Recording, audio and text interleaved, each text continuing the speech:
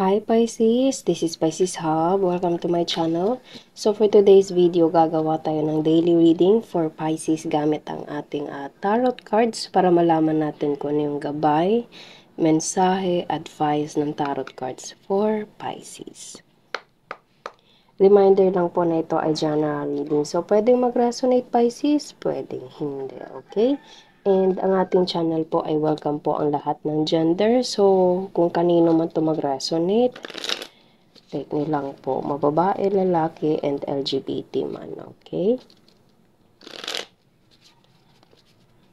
So, shuffle muna natin kung ano ang advices ng tarot cards for Pisces. And this is a timeless reading, Pisces. So, kung ano mang araw mo to napanood, buwan o taon, as long as mag-resonate sa sitwasyon mo, take nyo lang. Pag hindi, wag pong ipilit, okay? So, death. Okay, so pwede you're dealing with someone na Scorpio sign. Okay, pag lumalabas to Pisces, huwag kang matakot. It's not literal. Okay, ano pa po? The Devil. Page of Wands. And the High Priestess. Okay, bottom of the deck. Oh, wow! The Empress. So, sa nararamdaman ko, Pisces, there's a transformation in your life. Okay, there's a big shift in your life. And merong natapos, pwedeng natapos mo na yung chapter ng buhay mo na kung saan medyo toxic, ang dami mong dinideal na mga like problema, stress, okay? Dahil dito meron tayo ditong the devil and this card represents as toxicity, negativity, pwedeng mga taong nakapaligid sa'yo or yung sitwasyon mo mismo, okay? Lahat ng mga hindi kagandahan andito, okay? So, with the death card na nauna and the devil ang kasunod, so there's a transformation, there was ending, there was something na natapos. You have already passed the toxic cycle of your life, Pisces, toxic chapter of your life. That's what I meant to say, Pisces. Sa nararamdaman ko, there's a transformation, there's a new beginning, merong something na nakalampas ka na doon, Pisces, okay? And it's a good thing kasi wala na to, hindi na to kumbaga hindi na to nag-i-exist pa sa buhay mo, Pisces. It's over. Lahat ng mga hindi kagandahang sitwasyon sa buhay mo, kumbaga karmic situation, Pisces, nalampasan mo na yun, okay? And you have a lot of wisdom, a lot of life lesson to learn, or you have learned something about those situation, okay? Nagbago ka, you have a better changes in your life, Pisces. Meron kang mga natutunan, nagbago ka kasi meron tayo ditong the High Priestess. And this card is all about your mind, your feeling, okay?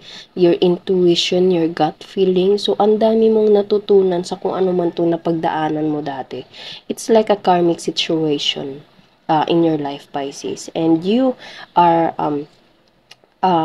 going to the place where mapupuno ka ng mga opportunities, mapupuno ka ng mga bagay na kumbaga mabibisi ka, Pisces, okay? Lahat ng mga magagandang bagay darating na sa'yo dahil natapos mo na to, napagdaanan mo na to, nag-graduate ka na sa ganitong sitwasyon, Pisces. Hindi na to nag-i-exist sa buhay mo, okay? And congratulations with that. Ang dami mong natutunan, ang dami mong napagdaanan, and it changes you to a better person, Pisces, and it's really a good thing. And meron tayo ditong the Empress, and sa nararamdaman ko, ikaw to, or pwede you're dealing with someone na may motherly energy or feminine, big alpha feminine energy na pwedeng you're dealing with, okay? So, pwedeng nanay mo to, pwedeng tita, pwedeng boss na babae, kaibigan na tumulong sa'yo for you to receive this kind of opportunities,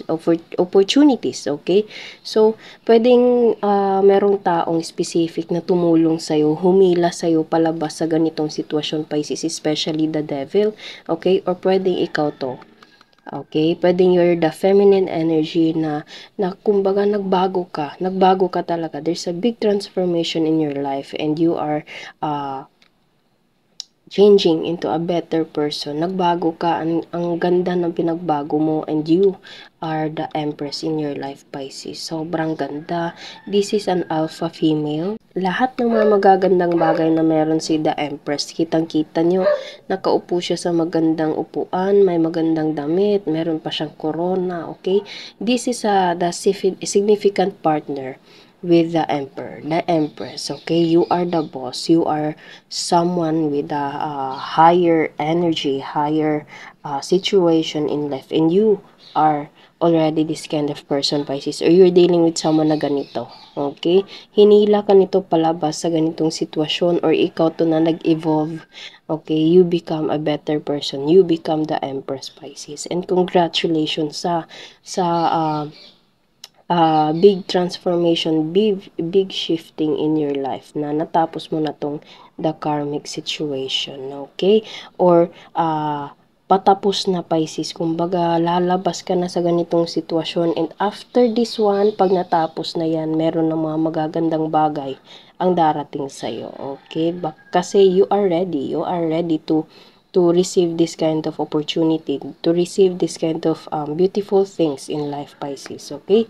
So, sobrang ganda. Alam mo yun, yung reading natin ngayon is all about transformation, shifting in your life, from becoming a better person, okay? And receiving a lot of abundance in life dahil natapos mo na to yung mga toxic, negative situation na actually kailangan mong pagdaanan, Pisces, for you to have a wider perspective in life, Pisces. So, okay? Yun lang po, Pisces, ang ating reading gabay mensahe ng tarot cards for you for today, okay? Naway nagustuhan niyo po. And huwag niyo po sanang kalimutan na mag-like at mag-subscribe po sa ating channel na Pisces Hub and ang ating isang channel na Gel Tarot Guide na makikita po sa description box below po. Click niyo lang po yung link and click the notification bell, Pisces, para ma-notify po kayo sa next videos natin, okay?